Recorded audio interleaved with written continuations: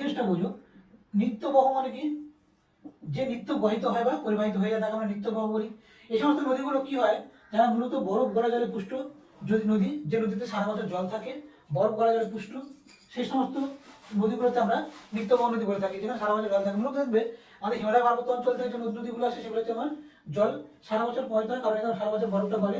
আর এই নদীগুলোকে ঠিক এরকম নীলকালীন এটি কিন্তু আমাদের মানচিত্রে চিহ্নিত করা হয়ে থাকে, অর্থাৎ আমাদের যেটাকে বলা হয়ে থাকে তোমার যে টপোগ্রাফিক্যাল মানচিত্র বেসিক্যালি। আর অনিত্যবহ নদীটা কোনটা? অনিত্যবহ হচ্ছে যে সমস্ত নদীতে সারা বছর জল থাকে না, যে নদীতে সারা বছর জল থাকে না, মূলত কি বর্ষার জলে পুষ্ট, বর্ষার জলে পুষ্ট, ঠিক আছে? বর্ষার জলে পুষ্ট সেই সমস্ত নদীগুলোকে আমরা বলে থাকি কি আমাদের অনিত্যবহ নদী, যে নদীতে সারা বছর জল ছিল। অনিত্য মানে কি? নিত্যবহ নয়, এটা হচ্ছে ব্যাপার। আর দক্ষিণ ভারতের যে নদ নদীগুলো আছে সেগুলো কিন্তু সব বর্ষার জলে পুষ্ট, কারণ তারা যে সমস্ত উচ্চ পার্বত্য অঞ্চল থেকে উৎপন্ন হয়েছে তাদের সেখানে কিন্তু কোনো রকম বরফ গলা মানে বরফাবৃত কোনো পর্বতশৃঙ্গ সেগুলো কিন্তু নেই। পশ্চিমঘাট পর্বত বলো, পূর্বঘাট পর্বত বলো, যাই বলো না কেন, তাই সেখানে